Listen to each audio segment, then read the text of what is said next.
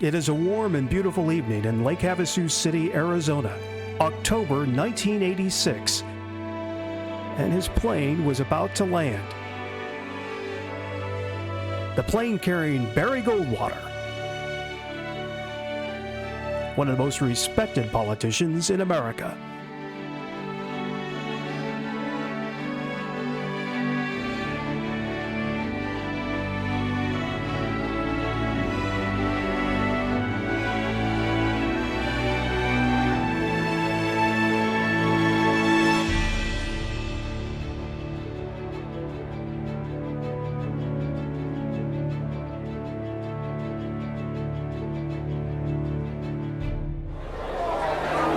We are at the Nautical Inn Convention Center in Lake Havasu City, where over 250 people have gathered to pay tribute to retiring U.S. Senator Barry Goldwater, who is leaving the Senate after more than 30 years of public service.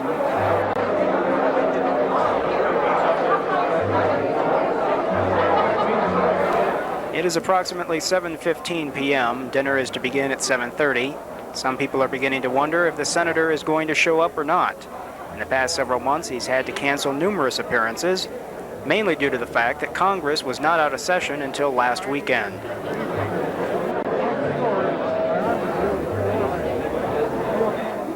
We're looking around now the convention center area, and you can see all the people mingling, waiting for the senator to arrive.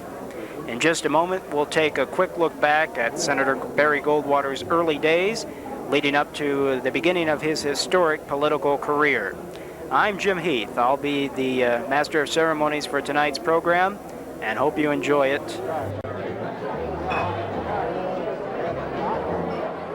As I'm sure the many people who have gathered here are going to enjoy the festivities live in Lake Havasu this evening.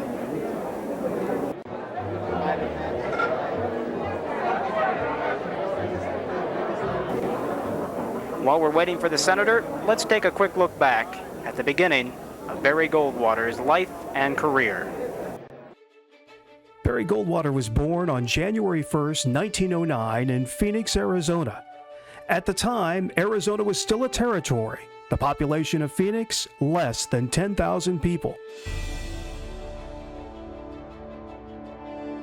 Barry was the oldest of three, with a younger brother Bob and a younger sister Caroline.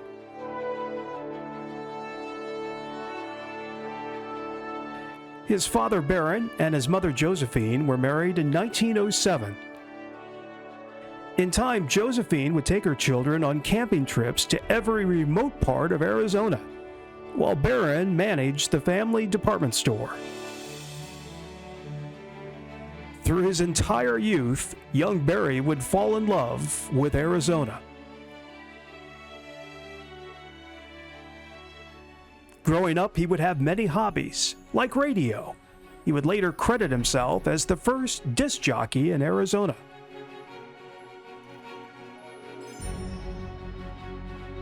And there was photography. He loved to take pictures. Years later, a book of his favorites would be published. Movie film captured what Barry considered an historic event, his going down the Colorado River Rapids in the Grand Canyon. Records show he was the 73rd person to make it successfully.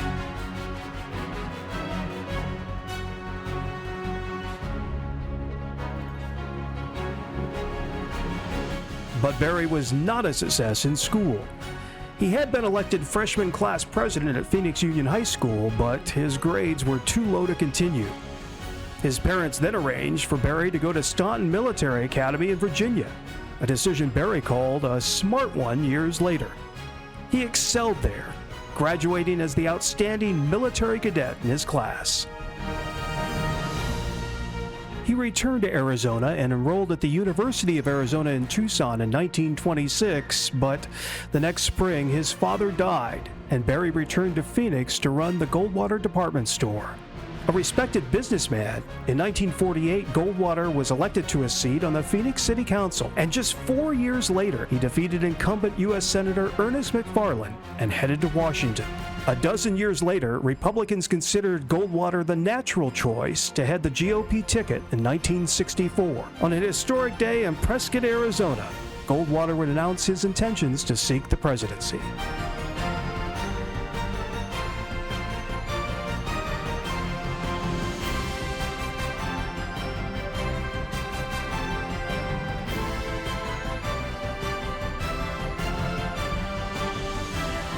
This rugged Arizonan moved the Republican Party from the eastern seaboard out west.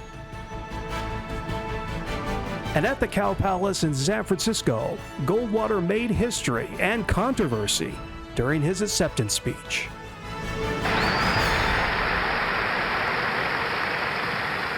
I would remind you that extremism in the defense of liberty is no vice.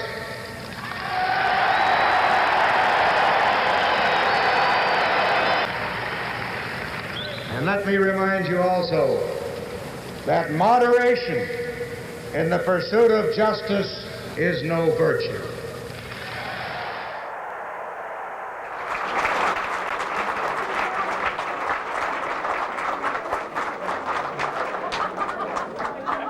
Well, welcome back.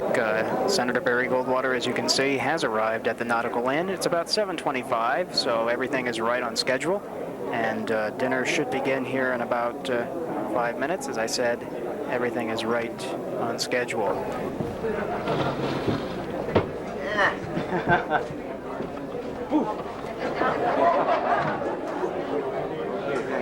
The prime LC. I'll make it.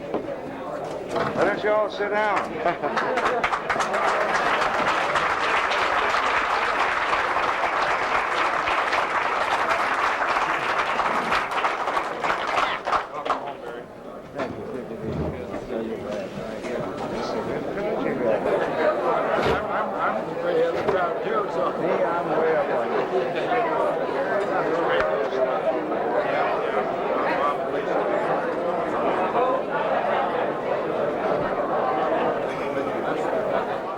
Many dignitaries here tonight. State Representative Don Aldridge in your camera right now, and his wife Mary in the blue.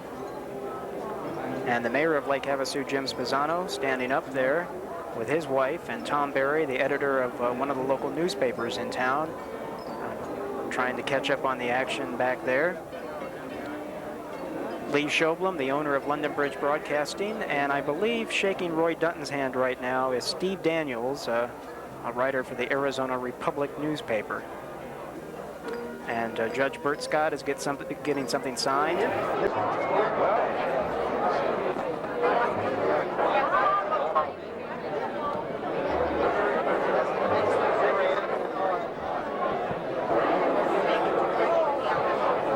While the mingling continues and right before the program begins, let's take a look back at Barry Goldwater's historic run for the presidency of this nation. Barry Goldwater was drafted by conservatives to run for president in 1963, and at the time, he thought he would be running against his friend, the incumbent president, John F. Kennedy. But that was not to be. Kennedy was assassinated in November 1963, and Lyndon Johnson became president. Goldwater and Johnson didn't like each other, and Barry knew the country was unlikely to want 3 different presidents in just 1 year. Goldwater thought about ending his campaign before it even started, but decided to fight on. He was well received across the country, despite polls showing him way behind. The first negative campaign ad in American history was produced by the Johnson campaign, suggesting Goldwater would fire nuclear weapons and blow up children. Goldwater was appalled, but in the end, the negative ad had its effect. Vote for President Johnson on November 3rd. The stakes are too high for you to stay home.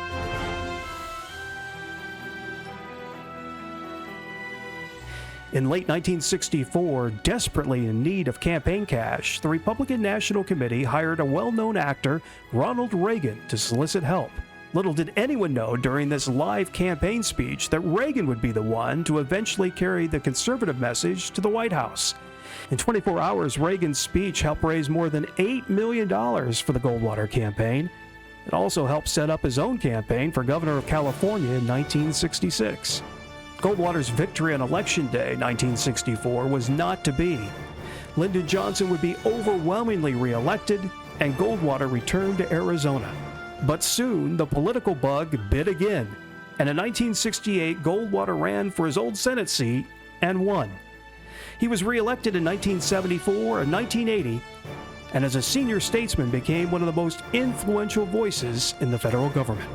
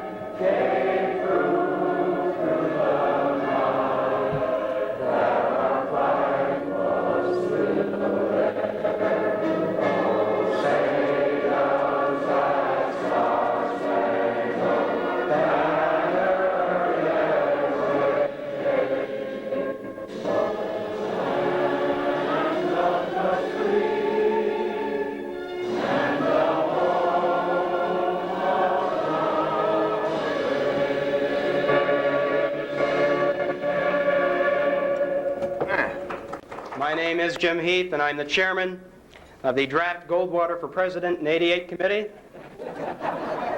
Actually, on the way from the airport, I asked the senator if he would be interested in being drafted for president, and he responded by saying, "Hell no." In August of 1983, I wrote a personal letter to Senator Goldwater asking him about some of the various questions facing our nation and state at that time, along with some personal questions. And he started the letter by writing, "If we pay attention, follow our constitutional concepts, practice a little morality, raise our children right, and make work a good habit, there's no stopping America. It will continue to be the greatest country in the world. But if we don't do those things, we will be in real trouble." And he concluded that letter by stating that I'd like to spend more of my leisure time enjoying life in this wonderful state of Arizona where I was born. Well, Senator Goldwater is coming home to Arizona this year, but leisure time, I doubt it. The senator will probably have more speaking engagements than ever. That's encouraging. Perhaps it's time for a new book with No Apologies Part 2. The exciting and nice thing for all of us as fellow Arizonans is the fact that Barry Goldwater is Arizona. In the eyes of millions of Americans, Barry Goldwater symbolizes our state. And I know that generations of Arizona leaders to come will be proud to represent the same state as Mr. Arizona himself, Senator Barry Goldwater.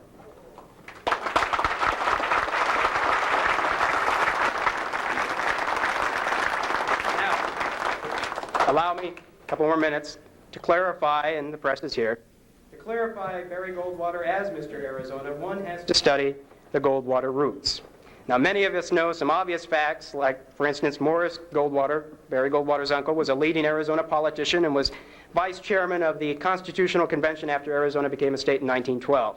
And even the most juvenile of us will assume that the Goldwater family had something to do with the Goldwater department stores that we see predominantly in the Southwest. But did you know that the senator was born on New Year's Day? As a matter of fact, his brother Bob was born on the 4th of July, and his sister Carolyn was born on April 15th, 1912, the day the Titanic sunk. Now we're getting to the important stuff. Senator Goldwater's father installed a saloon in the basement of their house when Prohibition went into effect. As the senator mentions in his book, the country went dry, but that bar was always wet. Perhaps the most impressive statements about the Goldwater legacy is the fact that Barry Goldwater's grandfather, Mike, started a whole new Arizona city on his own. Perhaps you've heard of Ehrenberg. It's been in the news quite recently. It was a little town practically washed away in the flooding earlier this year. Well, Mike Goldwater and Barry Goldwater's uncle Morris named the town Ehrenberg in honor of a German mining engineer who had become Mike's best friend. As the senator states, Mike Goldwater found Aaron Berg's dead body near the De Palma store, which was operated by a character known as Bottle Ass Smith. The murder was never solved, but thanks to Mike, Aaron Berg's name is still on the map of Arizona. How many of you remember the theme of the Goldwater department store up until the 1950s? Do I have anybody that remembers the theme? Sounded like a political slogan from the beginning. The best always. Little trivia fact there for you.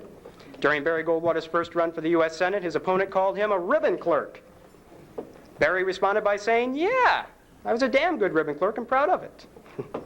When the city of Phoenix was too slow to create an airstrip, Barry Goldwater borrowed a tractor and a drag from a Japanese gardener. The runway which resulted from their efforts is now 8 left, 26 right of the international airport operated by the city of Phoenix, named Sky Harbor. How many of you know the real reason why Barry Goldwater registered as a Republican?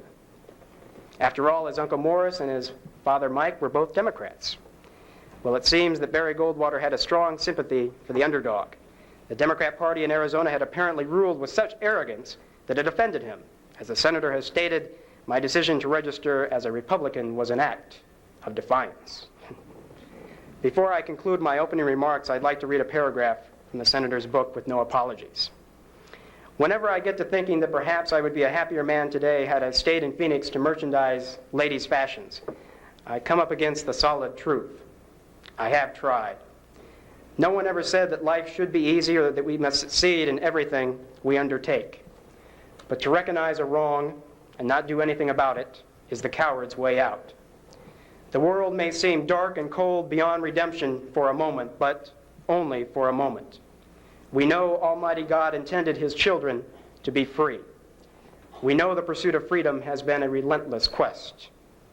We should know that despite our scientific, technological sophistication, this is still God's world. If you can bear to hear the truth you've spoken, twisted by knaves to make a trap for fools, or watch the things you gave your life to broken, and stoop and build them up with worn-out tools. Yes, Barry Goldwater is Arizona. To millions of Americans and to millions of people across the globe, Barry Goldwater symbolizes what our republic is all about.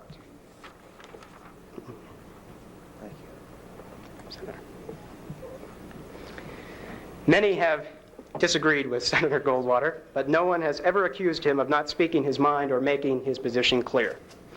Perhaps columnist Andy Rooney, a diehard liberal, sums it up best. Barry Goldwater has given the word class to the word politician by dedicating his life in trying to do the right thing for his country. If you disagree with the way he tried to do it, as I so often did, you can't disagree with what he was trying to do. Barry Goldwater is a great American.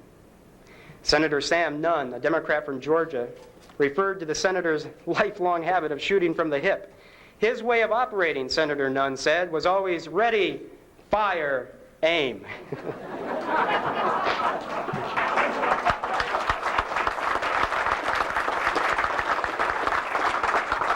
So tonight we gather together as fellow Americans, Arizonans, and Republicans to celebrate more than just a political career, but a wonderful life and a wonderful tomorrow that lies ahead.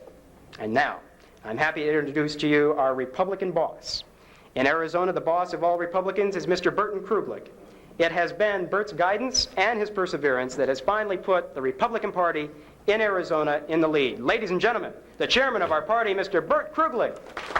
So delighted to be here and bring you greetings, ladies and gentlemen, from your state Republican Party. And it's turnouts like this, it's events like this, honoring people like Senator Goldwater that makes us what we are.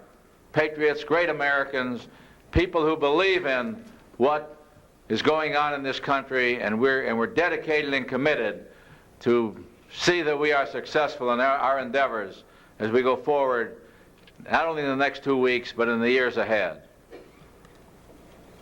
You know, I got started in politics in 1964 when the senator first ran for the presidency.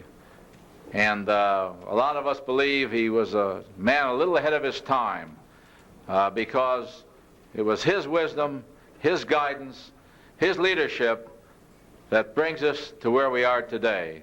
and I was very proud to become involved at that time, and I've been involved ever since, and Barry's been an inspiration to me. I would also like to say that Jim Heath has been an inspiration to me. 2 years ago, when they were selecting precinct committeemen to become state committeemen, Jim was elected as the youngest state committeeman in the state of Arizona's history at the age of 18. You couldn't be much younger to become a precinct committeeman than 18. And he became a precinct committeeman, and what made me feel good is that when I ran for state chairman a little less than 2 years ago, he gave one of my seconding speeches, and I'm appreciative of your support and help, Jim. And I see you and the others like you, our young people who are the future, the guiding lights of this country. It's a real pleasure and real honor for me to be chairman of this party at this time. I hope that all of you will make a commitment 2 weeks from today to get involved with Republican Day in Arizona. That's the day we've declared Election Day to be our day, and we're asking each of you to take and give at least a half a day on Election Day to work in your precincts, to work in your blocks, to work in your areas, to turn out the vote for our candidates who are running, so that the tradition and the beliefs of Barry Goldwater will be carried out in the great state of Arizona.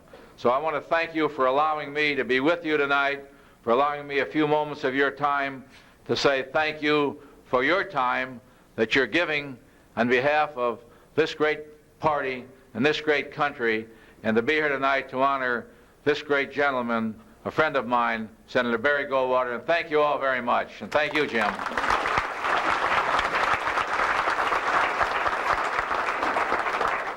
I have the opportunity to wish you a very enjoyable meal. And to start things off, I'd like you to listen to our jug band over here to my left and your right. And later on, the Lake Havasu High School Jazz Band will be out. But first, here are the jug band.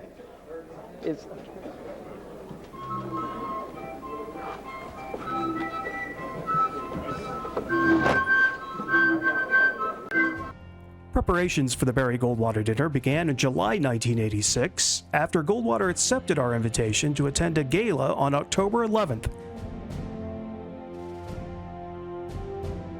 The local press was notified that he was coming to town. It would be the last time for Arizonans to honor Barry Goldwater before he retired from the U.S. Senate. After hundreds of tickets were sold, disaster struck. Congress had not adjourned in time. The dinner was postponed, pushed back to October 21st, and there were questions about whether Goldwater would make it. But that dinner on the 21st happened, and it was a terrific success.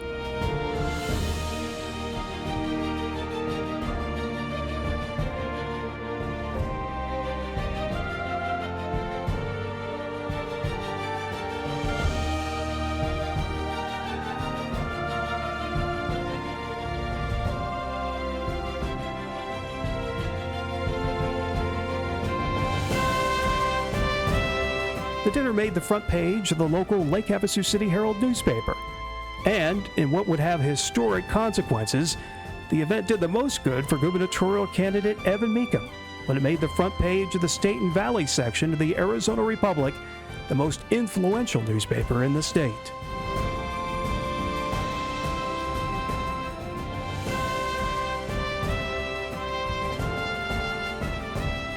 From California, Mayor Clint Eastwood sent a letter of congratulations, as did Vice President George Bush, President Nancy Reagan, Congressman Jack Kemp.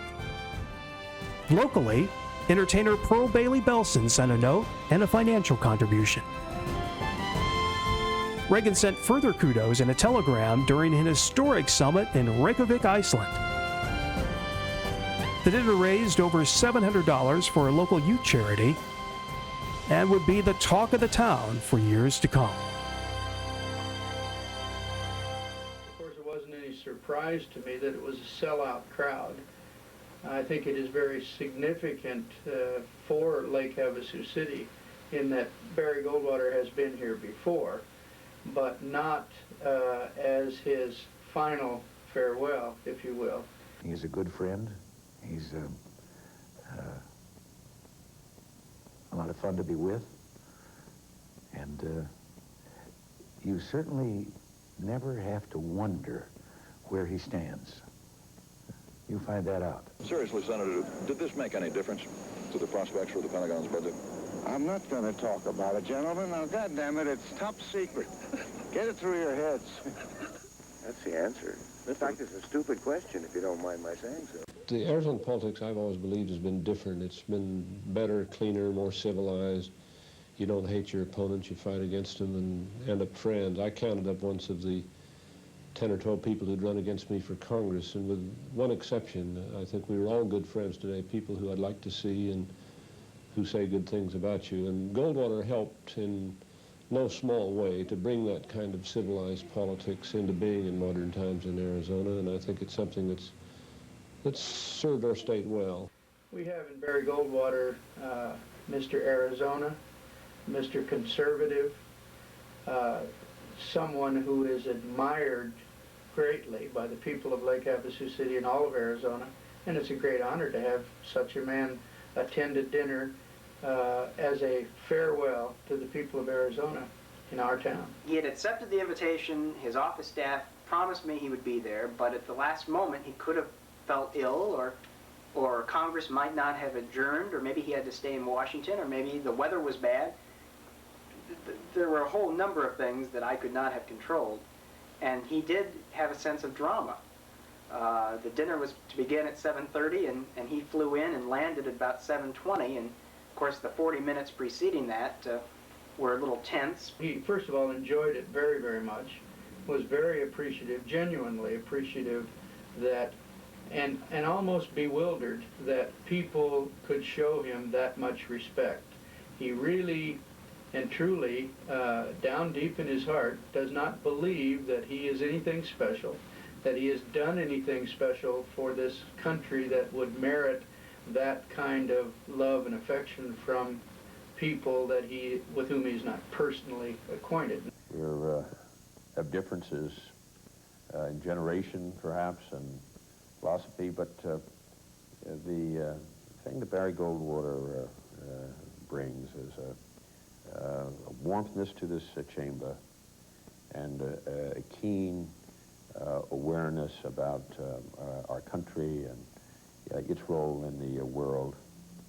You learn from Barry. The thing I do admire so very much about him and his conservative principles, that I believe he is a conservative, is that he has taken on the new right.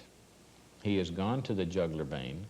When the new right came out in opposition, like Nick Pack and Jerry Falwell and others came out against Sandra Day O'Connor's appointment as being liberal or not clear on the issue of abortion or equal rights or something else, Goldwater stood up as a recognized conservative and say, hey, that's not my brand of conservative. Now, insofar as Barry's political life is concerned, there are also some who say that he has always shot from the hip too much.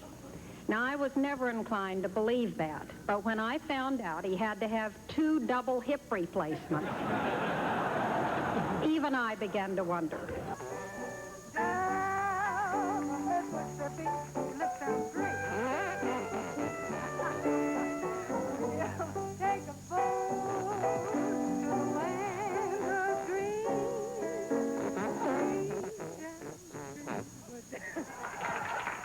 We never looked upon Barry Goldwater as an extremist.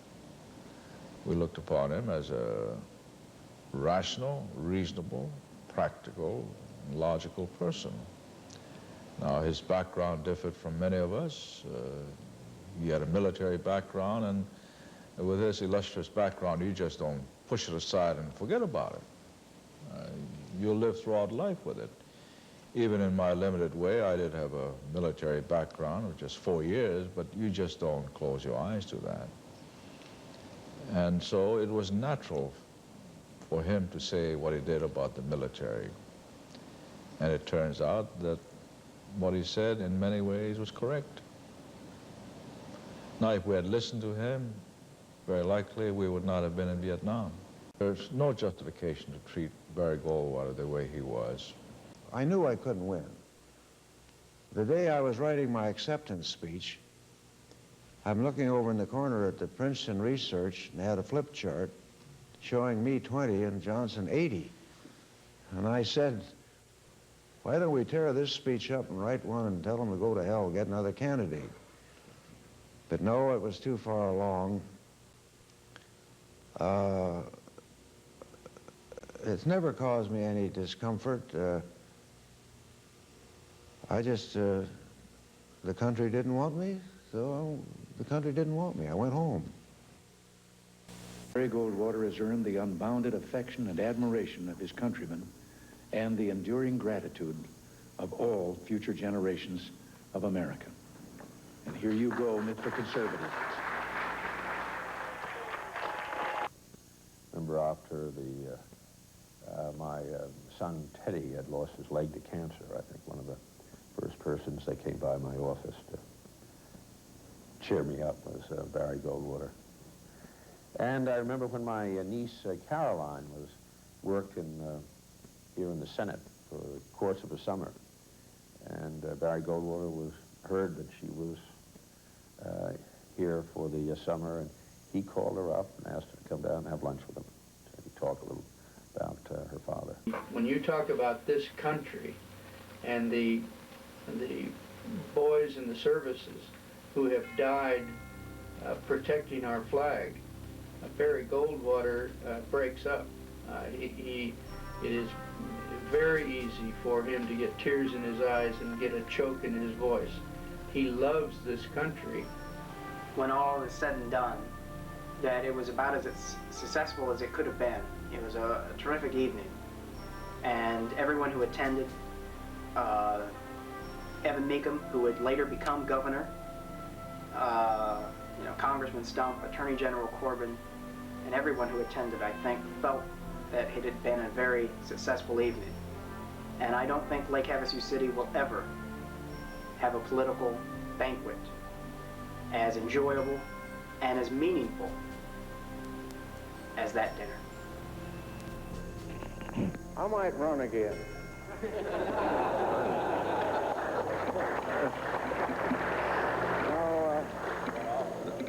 There's no way in the world for me to say thank you. So I won't try.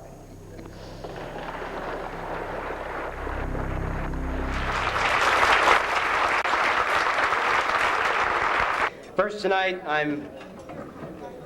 according to the program, we have two very special Mojave County Republicans who are going. They do not know that they are receiving an award tonight.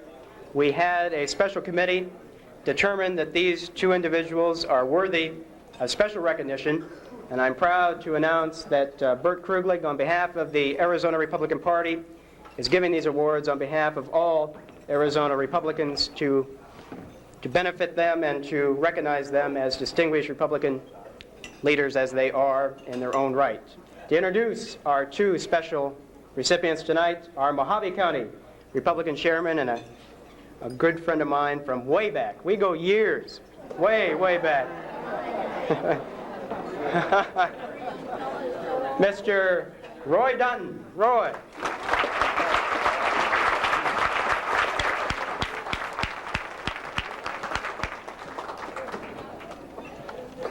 Thank you, Jim Heath. I'm very proud and honored to be able to sit at the head table with such distinguished people as we have here this evening. And I'd like to take this opportunity to thank Jim Heath and all his crew for putting on this great affair this evening for the young people of Lake Havasu City.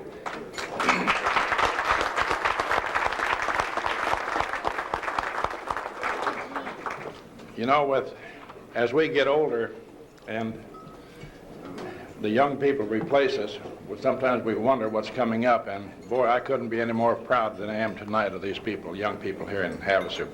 It's my honor. Is Lillian Stewart here? Where's Lillian Stewart? Back it here. Lillian, would you come forth, please?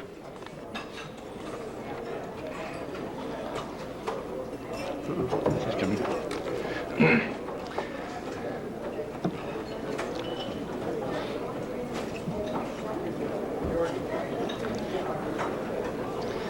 While Lillian is coming forward, I'd like to say that Lillian was named Mojave County Republican Lady of the Year, and she's been active in very many Republican women's organizations, Republican organizations in Mojave County. She's a workhorse. She, as I say, she competed for the Arizona Woman of the Year, Republican Woman of the Year, and she was eased out by about a 92-year little old woman from Gila County. And you came awfully close, closer than you may know, and it's my privilege to present you with this plaque from the Arizona Republican Party, and I'd like to read it to. It says, the Arizona Republican Party extends its appreciation and gratitude to Lillian Stewart for a dedicated and untiring service to the Republican Party. Signed by Bert Krupik, Chairman, October 1st, 1986. May I congratulate you on your plaque.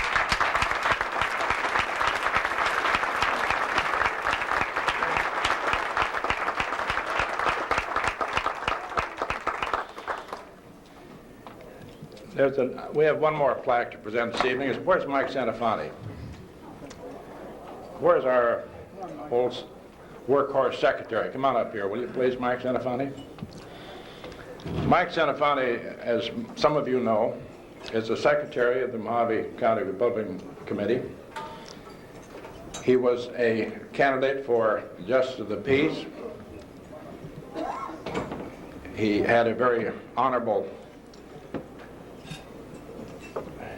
opponent in Mr. Dave Babbitt, who won the primary, but that didn't keep Mike from working. He worked so hard and so long on behalf of the Republican Party and supporting the winners of all of our candidates. Mike Santafanti, I present you with this plaque on behalf of the State Republican Party. It's my pleasure to give it to you. Congratulations.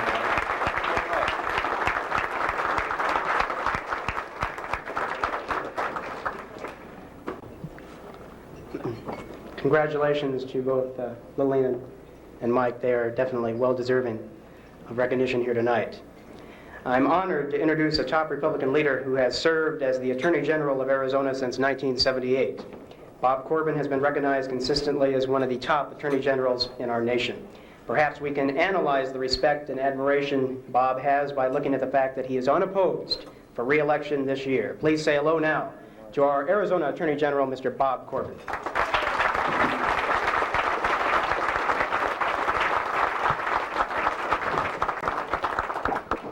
Thanks, Jim. Isn't it great to be a Republican? I wonder what the Democrats are doing tonight. It's just really my pleasure and privilege to be here with you tonight to honor Arizona's most outstanding citizen that I've ever known about, and I think Arizona has ever had, Senator Goldwater. Senator, I know you're leaving, but I'll say this, you'll never be replaced, and I know that for sure. Hear, hear.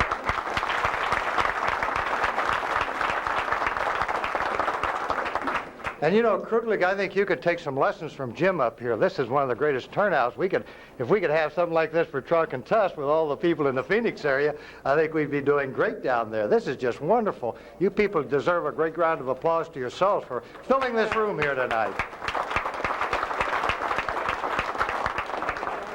You know, if we have this kind of an effort all over the state, we're going to have a complete Republican sweep this coming next 2 weeks from today, I'll guarantee you. And I'll tell you one thing, I want to have Meekum to be my governor. I've had 8 years of a Democrat, and I don't want another 4 of them, I'll guarantee you.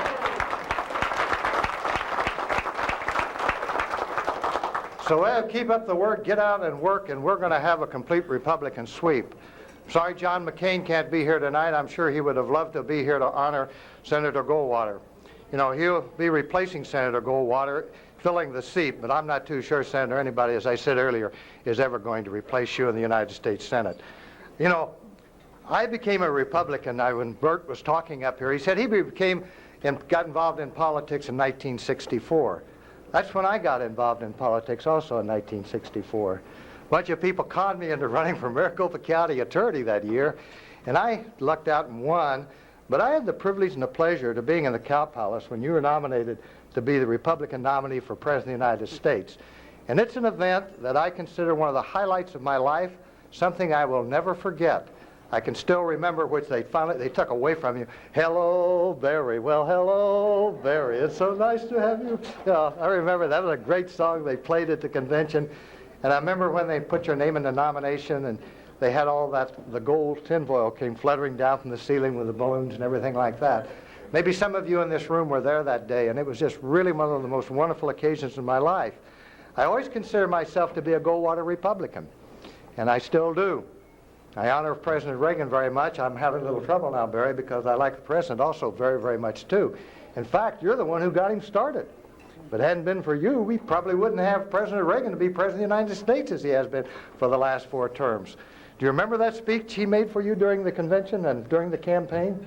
It was one of the most impressive speeches I think I've ever heard in my life. And then, boy, after hearing that, we knew that he was going to go places in the future, having been governor of California for 2 terms, and then going on to be President of the United States for 2 terms.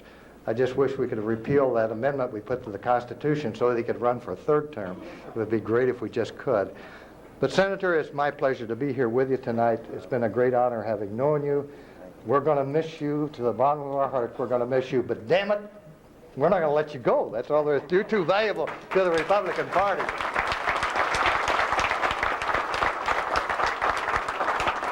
So I just want to say thank you. There's a lot of other speakers who have some things to say here tonight. It's just been my pleasure to be here, and thank all of you for all that you've done, not only in the past, but for this election, and for all you're going to do in the future for the Republican Party. Thank you very much.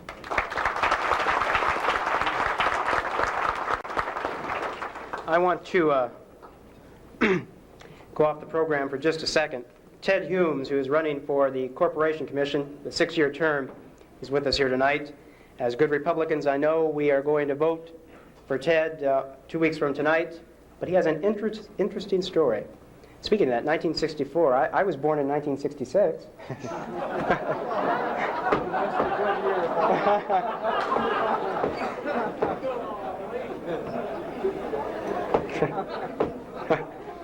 Anyway, I'd like Ted to tell that story. I think it's real interesting. Please welcome Ted Humes, our candidate for Corporation Commissioner.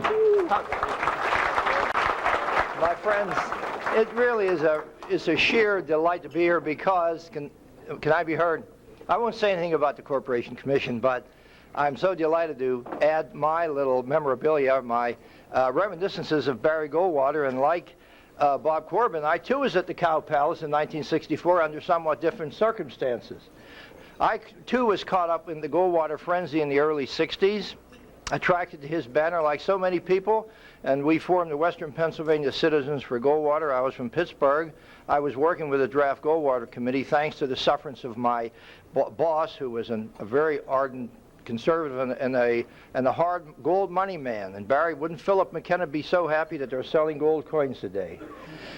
And I wanted to do more, so in my Westmoreland County, Pennsylvania, I said, I'm going to run as a delegate for Barry Goldwater. And Mr. Scranton, of course, was our governor, and you know the governor has enormous power, and he wanted a unified delegation. And, of course, the delegates are elected by Republicans in the primary, and I start out every one of my speeches by saying, ladies and gentlemen, let me tell you why I'm for Barry Goldwater. And the faint of heart says, Ted, you can't do that. This isn't Goldwater country. You'll get clobbered. They were running for Nelson Rockefeller and for Bill Scranton and Lodge and everybody, but I persisted. And on election day and election evening, I stayed all night at the courthouse in Westmoreland County at 7:30 in the morning, weary, bone-tired, and chilly from the rain. I got home. I was too tired to even have a cup of coffee.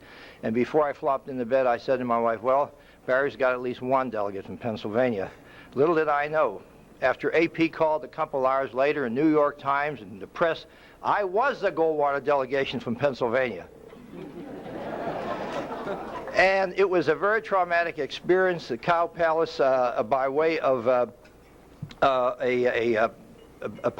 postscript. They were coming down to the vote, and we got past Oregon, and Pennsylvania had 64 delegates. I was the rebel in the delegation, and I tried to get a hold of Bill Scranton to say, Bill, we can put him over. Let's put him over.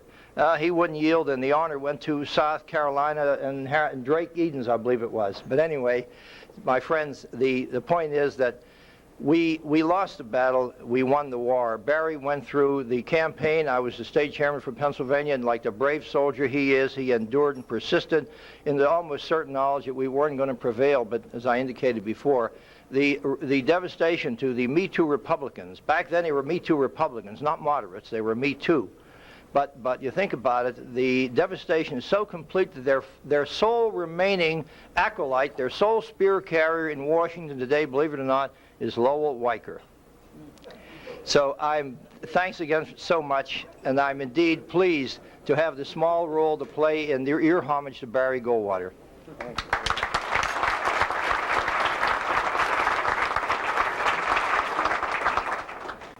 I am pleased to send warm greetings to my fellow Republicans of Lake Havasu City as you honor a true American hero, Senator Barry Goldwater, and other outstanding Arizona Republicans.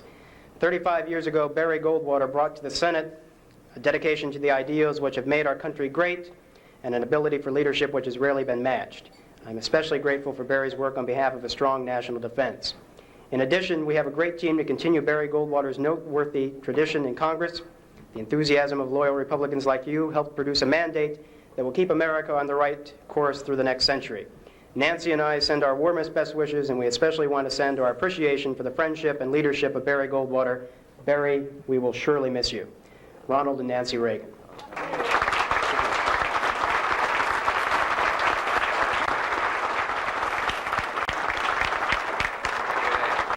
I go back farther than the convention at the Cow Palace, Barry, don't we? We go back a few years. In fact, as we met up to Pace, and as we go around, John McCain lets out something about me that says, you know, Evan Meekum and I have something in common. We're both lousy pilots. We both got shot down in the wars.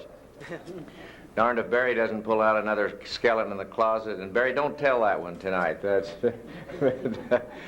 But anyway, I do have great fond memories. I recall when my old friend Barry Goldwater, who we had flown with in the 197 Fighter Squadron in the Air National Guard, and I moved down to a little town called Ajo in 1950.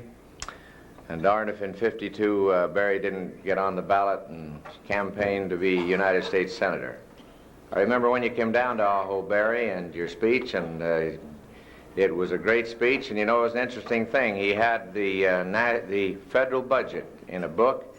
And I don't know how high it is now, but in those days, you believe you could carry it. It was, and it talked about that budget. And he's been talking about that ever since. You know, that year in Ajo, Barry, you didn't win in Ajo. I'm sure glad you won in the rest of the state. Ajo was only 10-1 Democratic. And I'll tell you, you and Ike did pretty good down there. You only got beat 6-1. So you did pretty good. You made great inroads in the Democratic stronghold.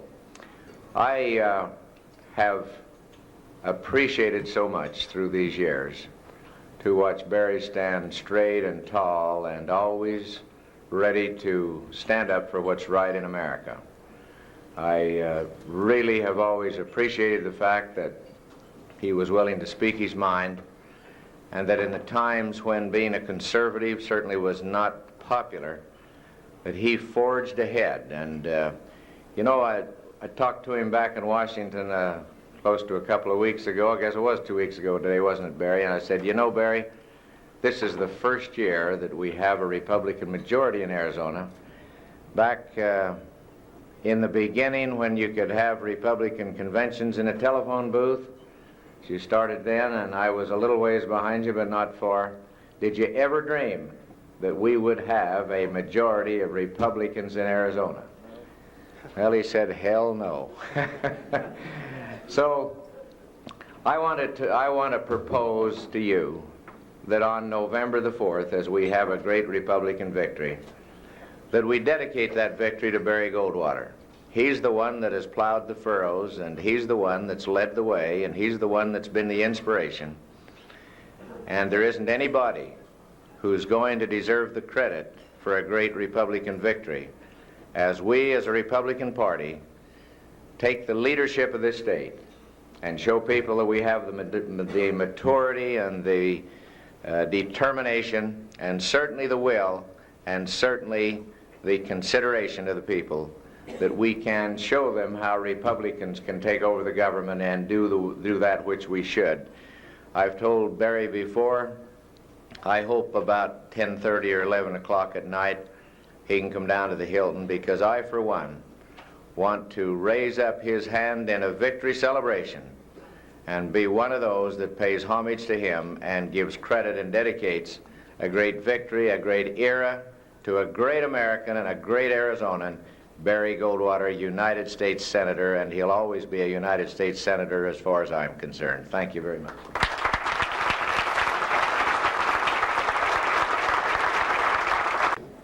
For a 20-year-old to have the honor of introducing a congressman, well, that's a big thrill. But to introduce a friend who just happens to be a congressman, well, that's even better. Congressman Stump and I met 4 years ago in this very room. We were here to honor him after his courageous political decision to leave the Democrat Party and become a Republican. And since then, as Lisa Jackson, who's sitting over there in the corner, will attest to, I have bothered the congressman and his staff on a regular weekly basis. 2 years ago, I had the pleasure of introducing the congressman at the Teenage Republican Convention. At that time, I told of his many accomplishments and achievements since he was elected in 1976. But as I did with the senator earlier tonight, I want you to hear the important stuff. Bob Stump is a native Arizonan. He was born in Tolleson. He graduated from ASU, the university with the awesome football team this year. He served in the U.S. Navy. He was elected to the Arizona House of Representatives and then to the state Senate. And in 1976, he was elected a congressman, and the rest is history. On a personal level, Bob has 3 kids. He shuns the media. And he enjoys skydiving in his spare time. Actually, I made the skydiving part up. Senator Goldwater said I needed something else to put in there, and I thought that sounded pretty good. Actually, I'm sure at the earliest opportunity, Bob will try it, now that I've suggested it. In all honesty, I have a deep admiration and respect for Congressman Stump. In studying the other members of our Congress, you will not find one who works as hard for his constituents and state as our congressman does. Ladies and gentlemen, Congressman Bob Stump.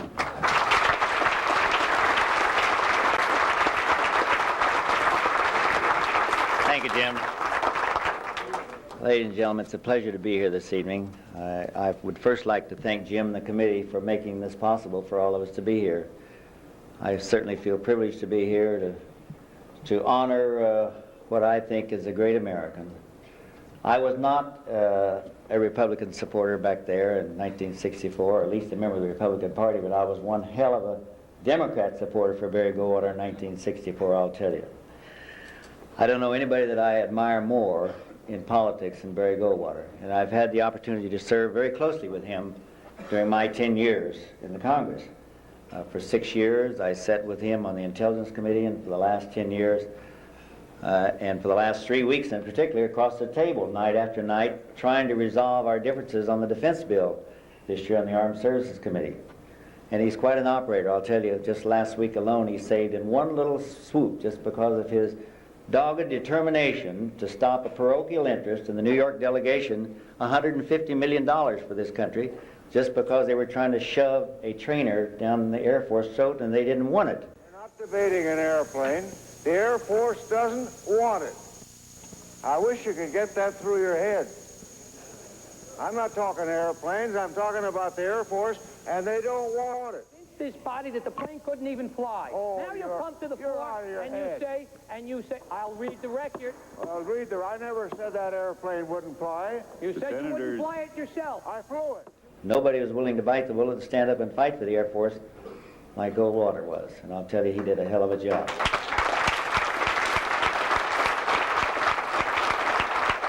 I think that history will show that this gentleman right here probably did more for conservatism in this country than anybody in recent history. We can all look up to that. He's been a tremendous leader for those of us I know that have been elected, and I admire him for some of the stands he's taken. And it's not always popular. Barry Goldwater is one that stood for his convictions. And I'll tell you, when it's all over and all said and done, you can say that he did it his way, and he did it with integrity and honesty and with a conservative philosophy behind all that. And this country owes him a hell of a debt for that, I'll tell you. Barry, we're going to miss you. I hope when you sit up there on that hill and you see that we're going wrong back there, that you let us know about it, which I'm sure you will. I want to wish you the very best for the many years of the leadership that you've given and shown to us and for this country, and the things that you've done for President Reagan and been one of his closest military advisors. and we wish you the very best, and it's been a great pleasure serving with you. Thank you.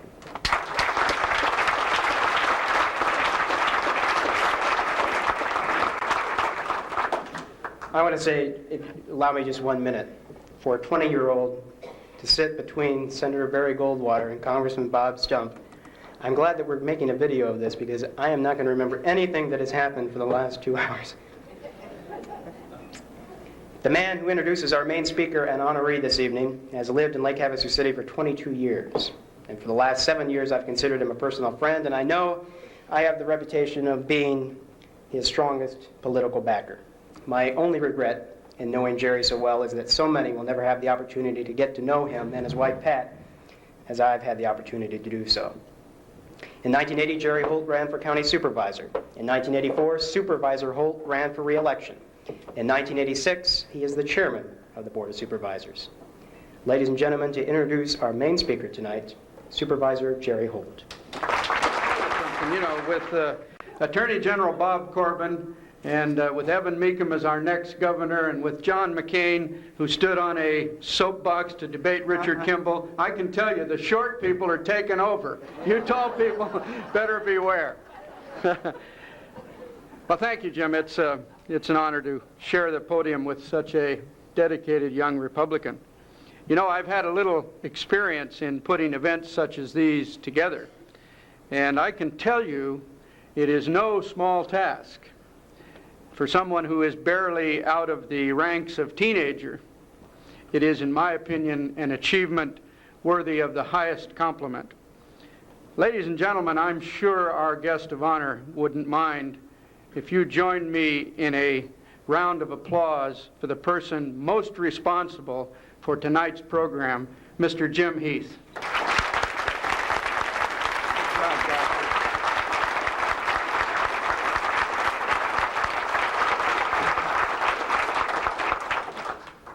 Mr. Chairman, distinguished guests, ladies and gentlemen of the Republican Party.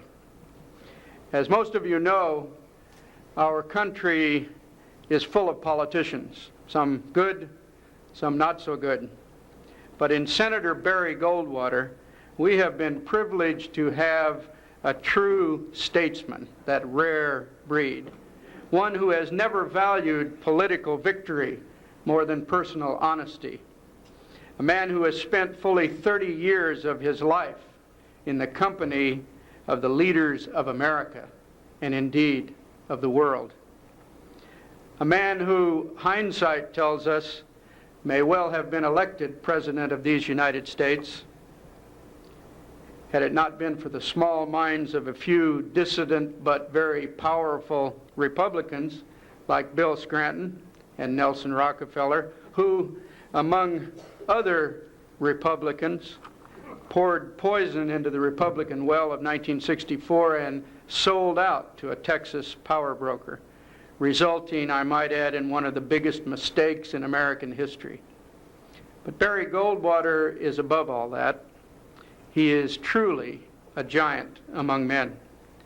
A man who was present in the Oval Office as John Kennedy faced the reality of the Bay of Pigs.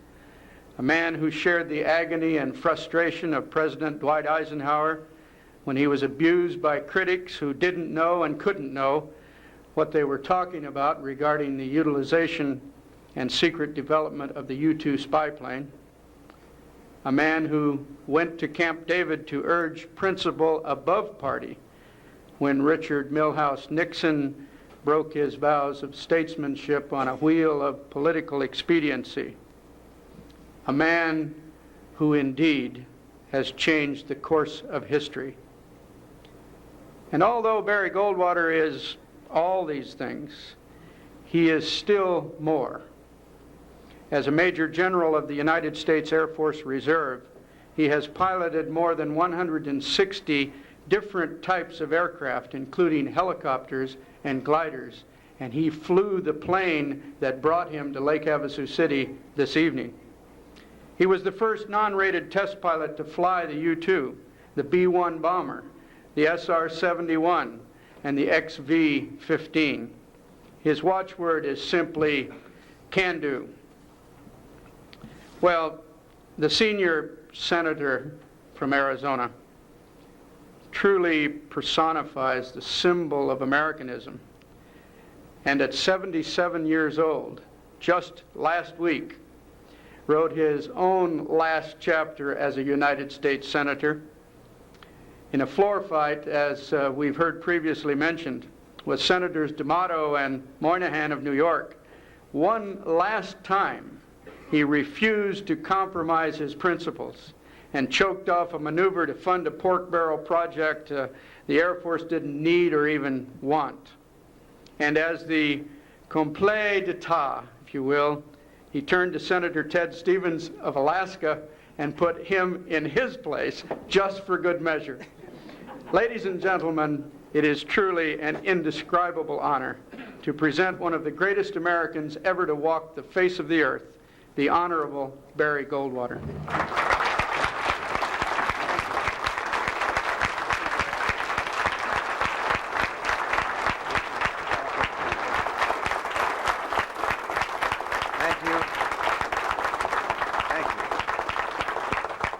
Thank you. Now, you kind of hate to hear all that malarkey end. I've always told my brother and sister those things, but they sort of laugh at me.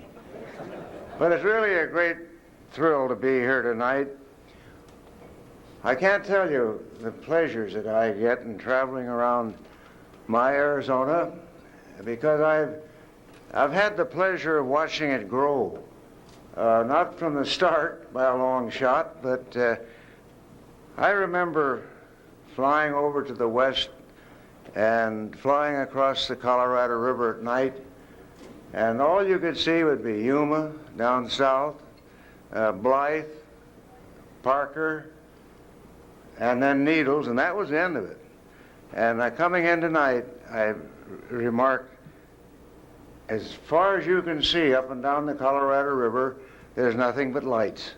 And it's becoming the most popular place to live in the whole country. And Jim, I want to thank you. You've done a remarkable job, even if you weren't born until 1966. 1966, I was only 57 years old. And I had a lot of fun. I want to congratulate Mr. Humphreys and that band.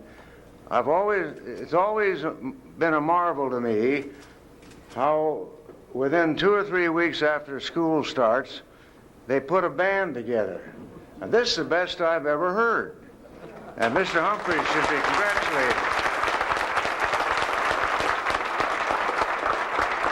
I was an old trombone player. I knew Jack Teagarden. He was my pet when I was growing up. And I had this old trombone in my closet, and I took it out once in a while after a couple of beers, and the neighbors raised the devil with it, so I don't play it very much. And the jug band, I couldn't believe that. I got to find that jug. That's the biggest thing I've ever seen. And I remember so well this place when there wasn't anything here but a landing strip. And it was a place that B-17s practiced takeoffs and landings. It was called Site 6. And I was stationed down in Yuma then, and we used to fly up here just for the devil of it and see what was going on. And I can't believe that in 40 years, this community has grown to be over 18,000 people. That's hard to believe. It's about as hard for me to believe as realizing that Phoenix, when I was born, was 10,000 people, the whole valley, including Tolleson, which we didn't count. And now we're creeping up on 2 million. Well, it's a pleasure to be here tonight with my old friend Ted Humes, who I've known many, many years when he lived up in Pennsylvania. I can tell you with his background, he'll make you a great commissioner. And I sure hope you put him in. He deserves it, and I'll back him to the hilt. And Bob Corbin, without a doubt, is one of the outstanding attorney generals in the whole country. And I hear this from the proper people, the chairman of the Judiciary Committee, who I got to know very well when we were raising the other Arizonan to Chief Justice, and he spoke highly of Bob. Bob, I wish you all the luck in the world, but you don't need it. You haven't got any opposition. I've always wished I could do that, but I never could. And Bob Stump, what a great contribution it was to the country and to our party to get Bob to change. I thought for a long time that he was sorry that he became a Republican, but now I think he really enjoys it. And like Bob told you, we served on the Intelligence Committee together, and we just finished 3 solid weeks of arguing it out between the House and the Senate, and this goes on every year. It used to take a little longer than 3 weeks, and I can remember when it only took a couple of hours. But they have a chairman over in the House, doesn't quite see eye to eye with the Republican concept of defense, so we had our troubles. But Bob's a great man back there. And now I just want to say a word about Ev Meekum. We've known each other, I guess, close to 50 years. And the thing he didn't want me to tell about him, and it's my pet story, because we were both pilots and we both flew fighter aircraft, and we were on duty over in California. And I happened to be operations officer that day, and I got a telephone call that one of your boys has bailed out. Well, I said, where is he? And they told me about where he would be, and I got in the Jeep and drove out, and there was old Ev just sitting on his parachute, and there was the airplane over there about a half mile with, it was a mess. But anybody that can bail out of a P-51 and live to tell about it, I think will make a hell of a governor. And there's something I think you should really consider as Arizonans. This is the first time in our history that we've had 3 candidates. Now, there is a Democrat candidate, and she's a very nice woman. I've known her a long time. And there's Ev. He's a Republican. But we've got another candidate. We don't know what he is. And I want you to think about that. If you should elect a man like that governor, there's nobody owes him any loyalty, the Republican or the Democrat Party. And when he's sitting in the governor's chair, if he does, and he wants to get something done, he's got to have a lot of help from one party. But neither party will give him any help at all. So think about that. We don't want a loner sitting up there. I think he'd be much happier running his apartments. And I want to say something about Ev, because I have known in my life every governor that the state of Arizona has had. Now, I didn't know the first one too well when he was a governor, but I knew him as a young boy, and every good governor we've had has been in Arizona quite some time. And they've got to know Arizona. Now, I can't say that about the present one. I was going to bring Rose Mofford over here tonight, but she has to be governor. I think it's over 700 odd days that she's been governor, but that's all right. Bruce is out riding his bicycle, and that does him a lot of good. But I like Ev because he knows Arizona. He's been successful. He knows how to run a business, and he get along with people. And now, while the young man isn't with us tonight, I do want to just stick an oar in for John McCain. The fact that he was shot down over Hanoi and was a prisoner for nearly 6 years with a broken back and broken legs isn't a real good reason to make him a United States Senator. But I'll tell you, the rest of his background is a good reason. He was in the Navy. He could have been an admiral. He could have been an admiral now, but they wouldn't let him command a ship because he hadn't had 5 years at sea. And I remember going up to the commander-in-chief of the Navy, and I said, how in the hell is a man going to get 5 years at sea when he's been sitting in jail over in Hanoi? Well, that's Navy custom, and we're not going to change it. Well, I said, you're going to lose a good man. and they did. And John's father was a 4-star admiral in command of the Pacific, and John's grandfather was a 4-star admiral. This gives him a background of knowledge in military affairs, coupled with the knowledge that he gained when he was legislative liaison. Now that's a fancy word for the guy that represents a certain service over in the Senate and the House.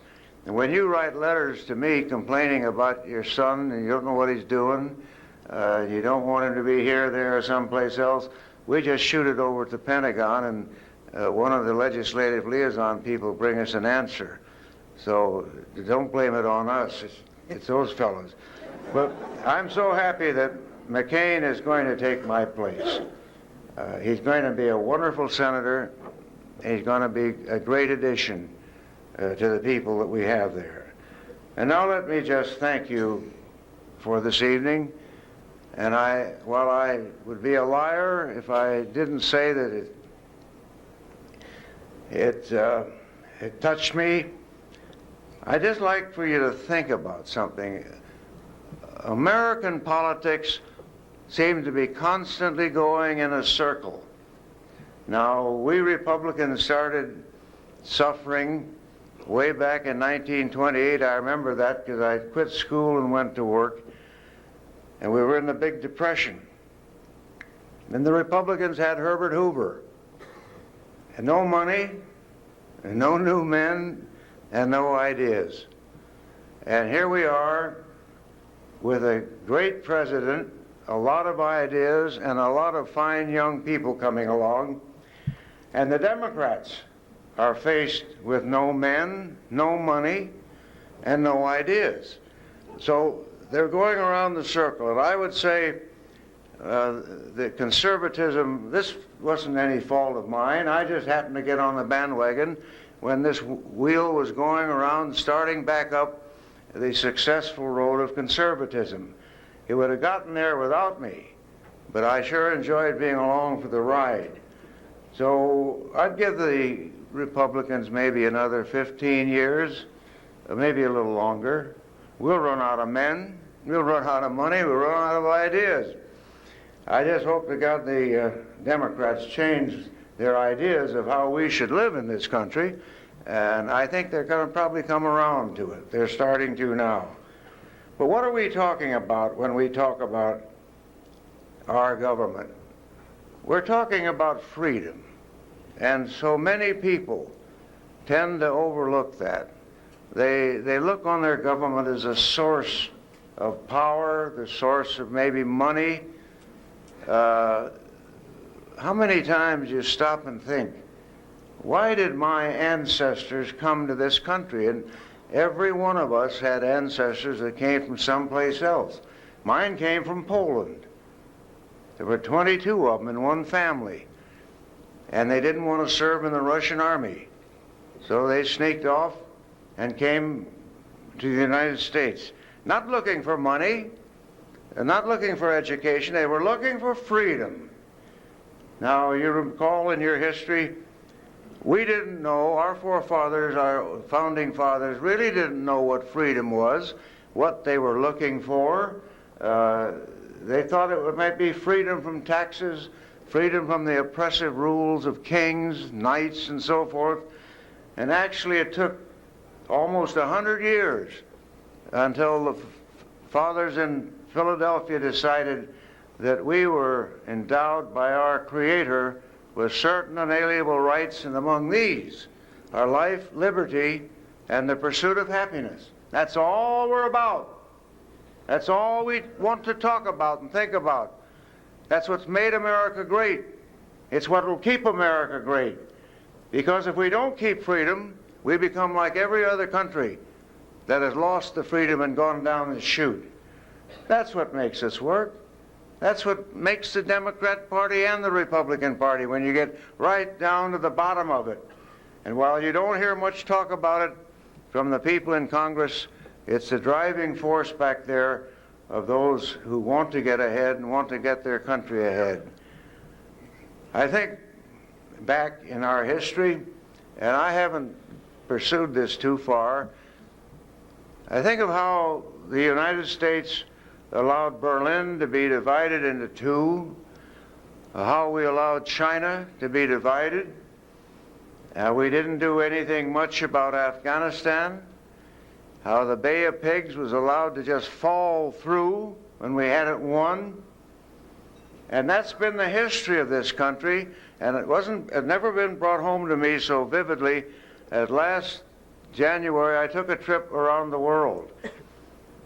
And I didn't visit the popular places that people think of when they travel.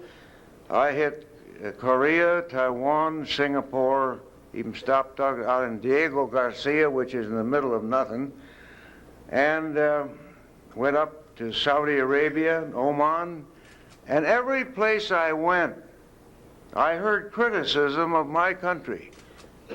We can't trust you. Why don't you keep your word? I remember sitting with the Sultan of Saudi Arabia, who was in charge of military, the F-15 aircraft that they bought from us and promised to them. Well, one of the great things that's happened just a few months ago, when President Reagan decided that the country, the United States, cannot back down anymore. And he was called upon in his own judgment to do something about Libya and what they represent in this world. So he ordered an aircraft strike, probably the most complicated airstrike ever devised. It lasted 11 seconds. An aircraft came from as far away as 3,500 miles. But ever since then, wherever I go in this world, I hear things like, "Thank God you finally waked up."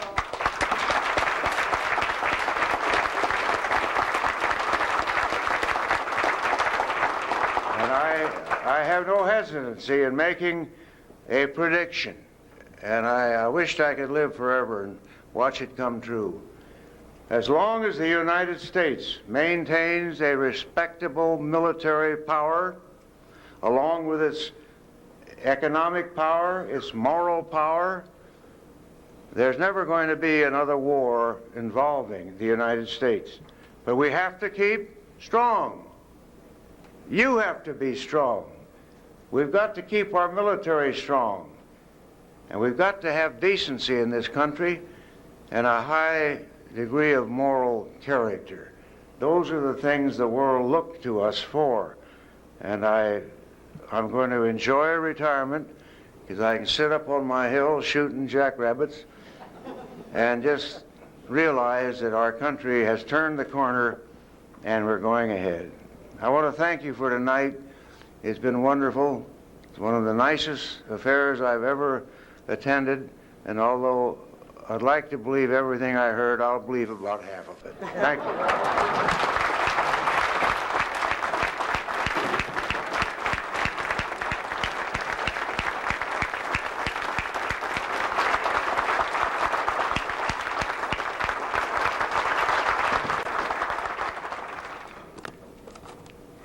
Captain Frank Gibson of the San Bernardino Unit of the Air Force is with us here tonight, and he would like, on behalf of the United States Air Force, to present something to Senator Goldwater. Thank you for the invitation to join you here tonight. I would like to stress, however, that I am here in a professional and nonpartisan capacity, and beg you to remember that throughout my presentation. I represent the 3562nd United States Air Force Recruiting Squadron, which is headquartered at Norton Air Force Base, San Bernardino, California. However, we do have total responsibility for all active duty Air Force recruiting in the great state of Arizona. Over the past many years, it has been our privilege to work as partners with all of you in offering meaningful employment, continuing education programs, and technical training opportunities to Arizona's quality young men and women.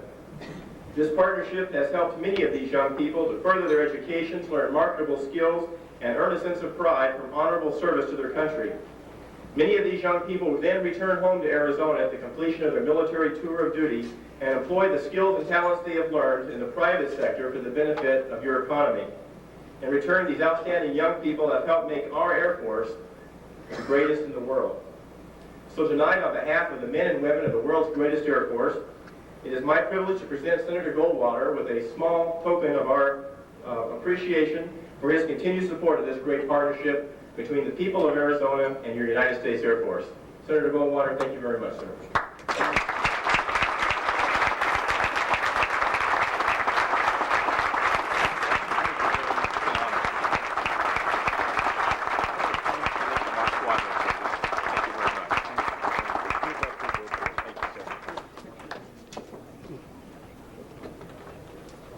Thanks, Captain Gibson. Also tonight, I hope Carl Bell got the word. What? Eh?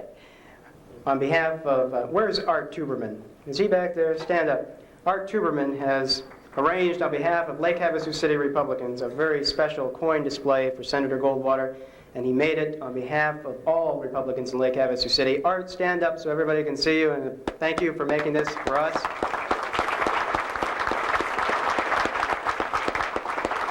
Carl Bell, the president of the Lake Havasu Republican Forum, would like to present these coins to Senator Goldwater on behalf of Lake Havasu City. Senator Barry Goldwater, it's my honor to present to you tonight a gift from all of Lake Havasu City. This is an especially prepared set of Lake Havasu London Bridge commemorative issues honoring the 1976 bicentennial year, the 1986 centennial year of the Statue of Liberty, and the 1987 bicentennial year signing of the U.S. Constitution, presented to the Honorable Barry M. Goldwater, United States Senator. This was designed and prepared by and donated by Art Tuberman with deep appreciation, respect, and admiration on behalf of the entire Republican population of Lake Havasu City, Arizona.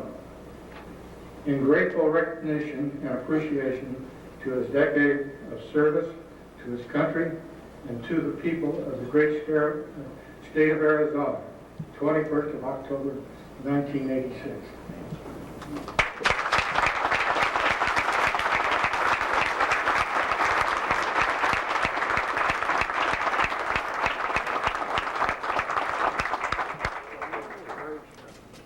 Thank you. Beautiful.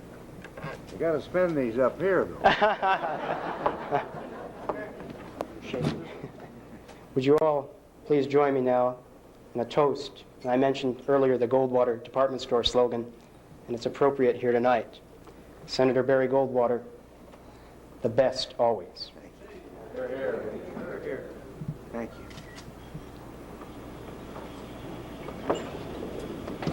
Thank you. That was good. I'd like to...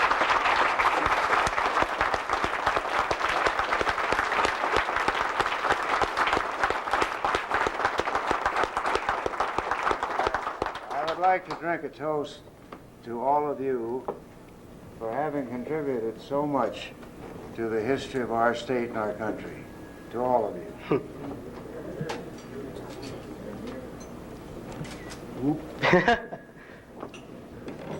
Would you please remain standing for our benediction this evening? Let's pray. Again, Father, we come to you with gratitude. Gratitude for tonight's privilege. Gratitude for what has happened along the way and through the life of this man that you have used here in our land. We thank you so much for the memories, for the blessings that he has helped to bring to us. We think tonight of Elijah and how that when his work was done, his mantle was passed to Elisha. We pray that there might be other Arizonans, contemporary Elishas that might carry forth the standard that Barry Morris Goldwater has carried for these many, many years. We pray for those who have traveled to do as they leave tonight for their protection. We pray for our nation. We pray regarding the election just around the corner. We just put ourselves tonight in your care and ask your blessing upon each of us. In Jesus' name, amen. Well, somebody start singing back there. Do we have a keynote? Somebody lead us. Somebody bold. America, land that I love, stand beside her and guide her through the night with a light from above. From the mountains to the prairies to the oceans, white with foam, my home, sweet home. God bless America, my home, sweet home. Thanks for coming tonight, everybody. Have a good night.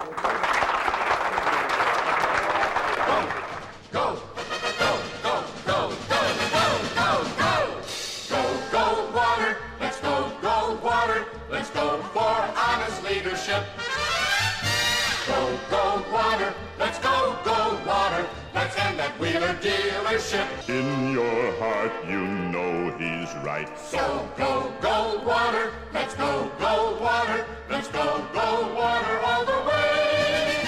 Just make a note to cast your vote for Mr.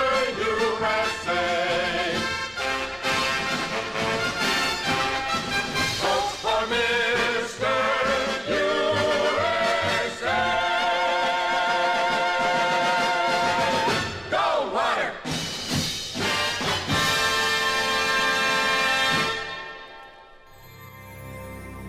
So remember to subscribe to the Jim Heath channel and hit that like button. Thank you for watching.